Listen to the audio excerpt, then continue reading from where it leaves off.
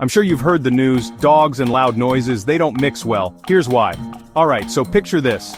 Your dog is chilling, then boom, fireworks, thunderstorms, or even a dropped pan can send them into a tailspin. But why? Well, dogs have super sensitive hearing. Imagine if you could hear sounds from miles away. Kinda cool, but also kinda scary, right? Loud noises can be confusing and overwhelming for them. Plus, they don't know where the sound is coming from or if it's a threat. It's like a surprise party, but the bad kind. So next time there's a storm or fireworks, try to comfort your furry friend. Give them a safe space, a cozy blanket, and maybe some treats. And remember, you're their superhero. Got any tips for keeping your dog calm? Drop them in the comments. And don't forget to hit that like button and subscribe for more pawsome tips. See you next time.